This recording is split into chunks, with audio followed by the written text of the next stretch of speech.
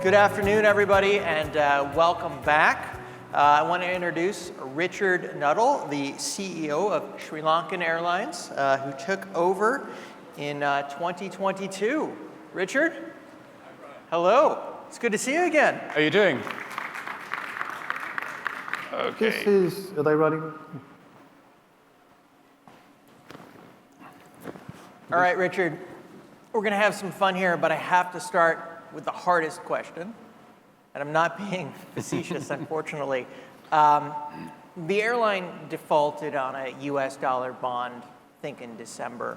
This was a big deal, including in the international press. You know, what happened, and how do you come back from something like this?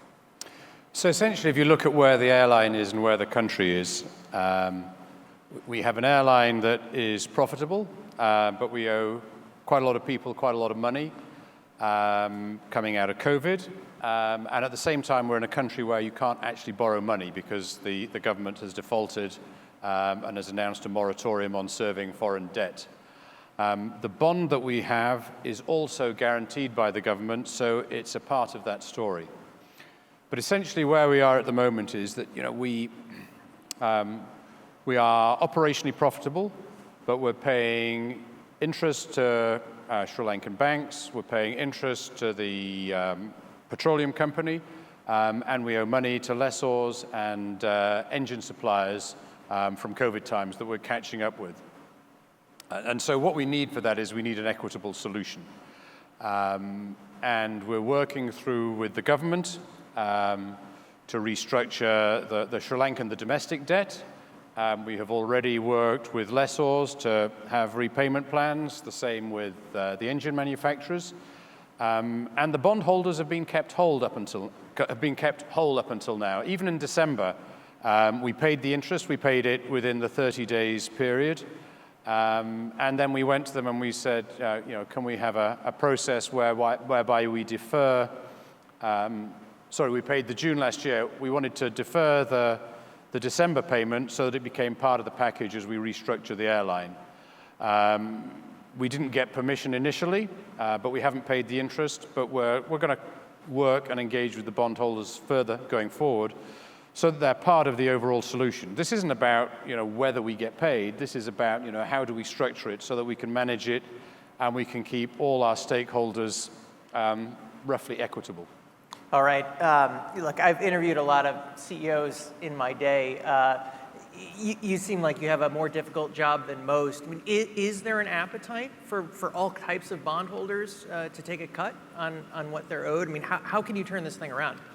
Well, so with regards to the bondholders, we need to have better dialogue. One of the challenges with bondholders is that when it comes to banks, when it comes to lessors, we have somebody to talk to.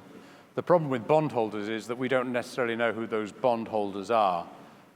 So, I think one of the challenges through this process is that we hope some of the bondholders and some of the big groups will come forward so that we can have a more meaningful dialogue.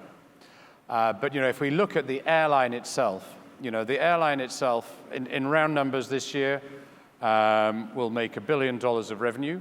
The airline group, as an entity, will make $100 million from its operations, and all of that money then goes back to servicing interest from the past that has nothing to do with the airline today. So essentially we have an operation that is profitable, that absolutely should grow because it's driven by the Sri Lankan diaspora, it's driven by tourism to the country, which will grow, and it's driven by the growing populations in India. And so we have a really compelling business that's really important for the country and for its economy. So the appetite for making this thing work is absolutely there. We just need to work through it, and it takes a little bit of time when you don't have access to capital because of what the country's going through. And that's what the country is working through with the IMF, and then we're riding on the back of that because as a state-owned enterprise, we're inextricably linked. But the goal is to restructure some of the debt, and then that puts us in a much better position to invest for the future, and then possibly privatize. Privatize. Do you think that there might be an owner that would want to come in and buy the airline? So that's the $1 million question, isn't it? Or maybe it's a $100 million question. But if you can restructure the debt, there's a pretty compelling case Obviously, the challenge if you are a financial investor is country risk, and you're going to do your own evaluations on that. But also for airline investors, we are right next door to India. We are perfect for catching all of that traffic from secondary Indian cities going east. I mean, the two big hubs in India are in the northwest, and we're off the southeast. So that's a really good geography to be in. And that's in addition to the traffic that we've got that is purely Sri Lankan, the diaspora and tourism to Sri Lanka. So there is a compelling business case for important to the country, and for the right investor who wants to really have a part of that big Indian market, particularly going east, there's a real opportunity there. All right, well, let's say that there maybe isn't an investor. We all follow a lot of government-owned airlines, and the government wants to do absolutely everything in its power to keep the airline going, because these airlines are very important for the country at large. Does Sri Lanka understand, that they may have to keep you as a going concern if it comes to that? So I think, the question for Sri Lanka in recent months has been, do they have funds? So, while there were no dollars in the country, do I put my dollars this week into jet fuel, or do I put them into medicine, or do I put them into whatever I need to put them into?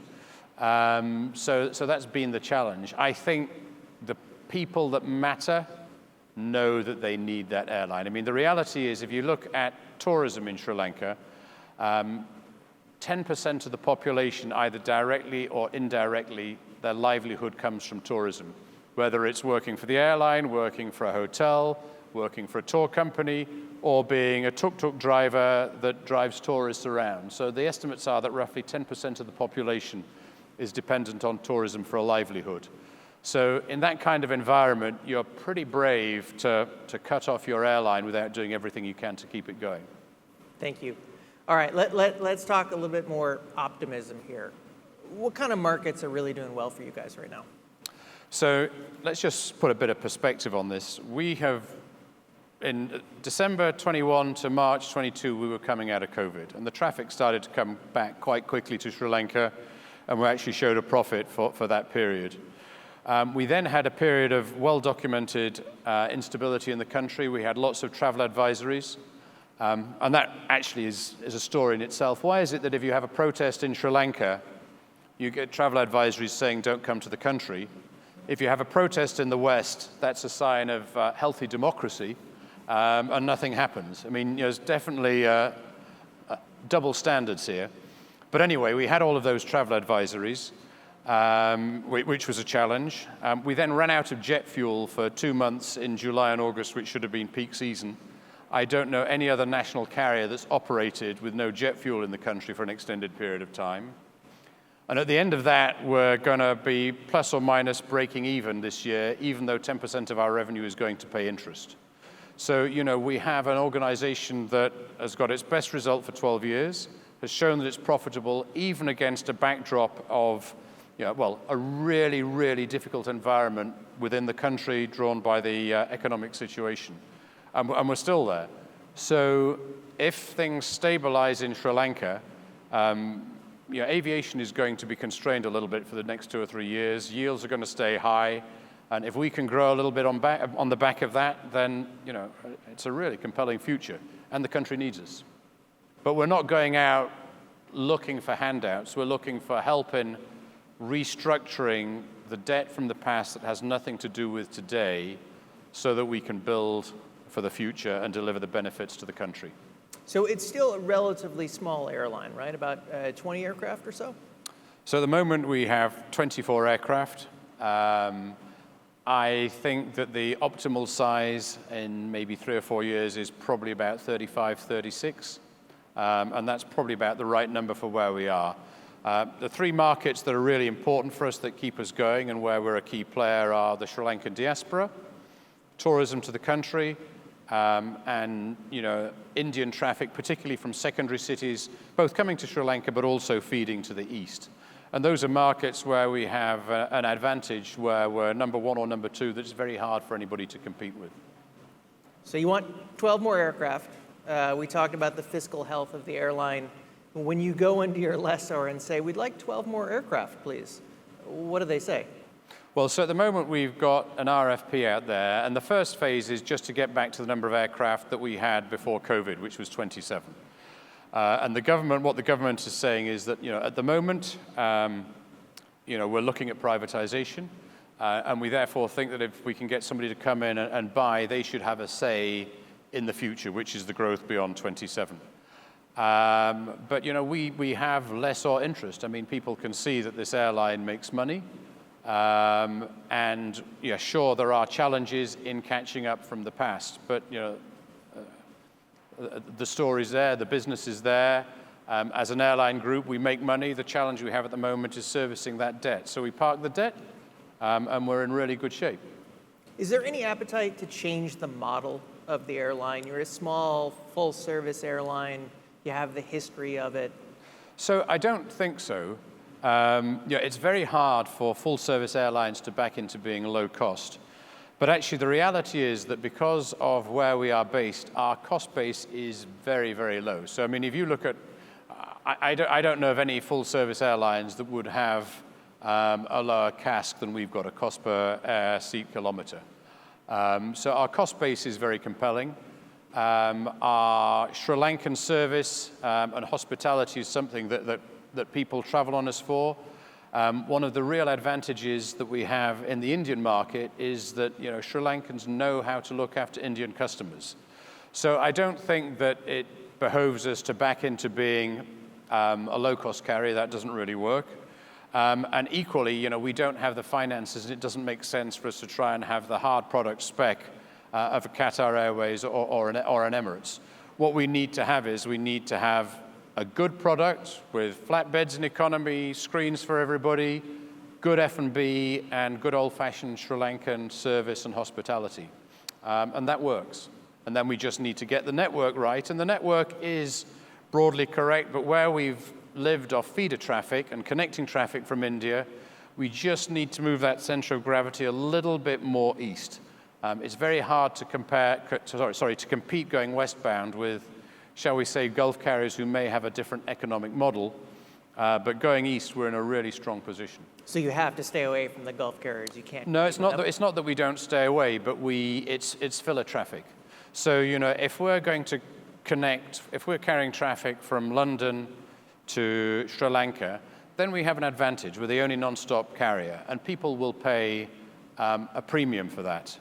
But if all the traffic is leisure, or it's all diaspora and there's no front-end traffic and everybody's competing purely on price, then it becomes tough. And so some of the other European markets are a little bit harder. Long-haul leisure traffic, pure leisure traffic, is quite a hard market to serve, particularly if there's somebody who's got some front-end business, which you have to the Gulf, that allows them to get a little bit of, shall we say, business revenue before they start filling up with the economy. I mean, is there a sense sometimes where you're almost, the airline is doing reasonably well, but this is because of more macro events? There aren't enough seats in the marketplace, and so you end up being the beneficiary? So obviously that helps short term, and I think that's going to be there around for 2 or 3 years. But if you look at the history of this airline, I look back at, we're going to have the best result this year for maybe the last 11, 12 years.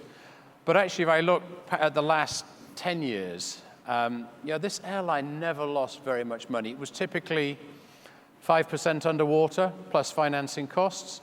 And that was at a time when it went through, 5 or 6 CEOs. Every time a CEO was on top of the business, he was changed. The boards kept changing. You had people coming who'd not been maybe airline CEOs before. And still, they were pretty close there. So, if you can make sure that you have a bit of continuity of the management team and the board, you have a bit more continuity of the strategy, and you know what you're doing, and you make sure that you're monitoring it on a regular basis to make sure that you're putting capacity where you can make money, there is absolutely no reason why this airline doesn't make money going forward. Richard, I am so impressed at your radiant positivity. So look, Brian, let's be honest. I have worked for Is this my 8th airline or 9th airline? There are so many airlines, I decided not to say them when I introduced I've you. worked for 1 or 2 airlines that at that moment in history were always going to make money, and you know, history and geography makes a difference.